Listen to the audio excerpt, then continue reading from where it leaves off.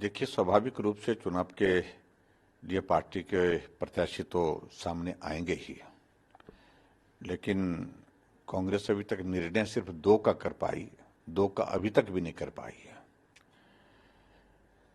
और जहां तक दो कैंडिडेट का निर्णय उन्होंने किया है, वहां हमारी पार्टी के कैंडिडेट ऑलरेडी पहले से घोषित हैं, दोनों काम कर रहे हैं, दोनों जगह उन्नत जनसंपर्क में अपना कार्यक्रम बहुत बेहतर ढंग से चलाए हुआ है। और मैं सोचता हूं कि किसी तरह की कोई बहुत बड़ी चुनौती नहीं है। चुनाव तो चुनाव है, हम गंभीरता से सारी चीजों को लेंगे, लेकिन उसके बावजूद हम पूरी ताकत के साथ लड़ेंगे और चुनाव जीतेंगे। चारों सीटों पर जीतेंगे हिमाचल प्रदेश में, क्योंकि कांग्रेस पार्टी की प्रदेश सरकार के खिलाफ इतनी नाराजगी है, इतनी निराशा है, जिसका खामियाजा लोकसभा के चुनाव में और जो उपचुनाव हिमाचल प्रदेश में विधानसभा के हो रहे हैं उन पर भुगतना ही पड़ेगा।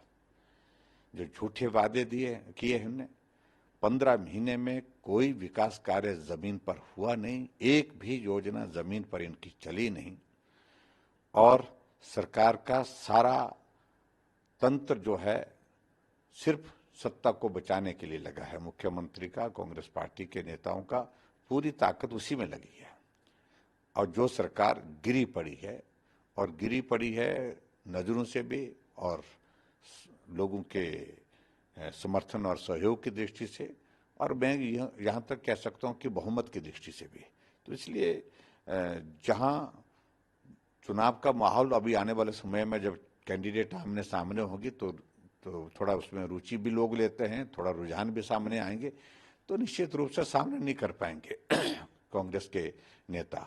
मंडी की अगर हम बात करें, सांसद का वर्तमान सिटिंग सांसद का टिकट बदलना कोई वजह रही होगी, उनसे उनके प्रति नाराजगी थी तो उनके बेटे के प्रति बहुत प्रसन्नता का माहौल होगा, उनका बड़े जोश का माहौल होगा, ये भी संभावना नहीं लगती है।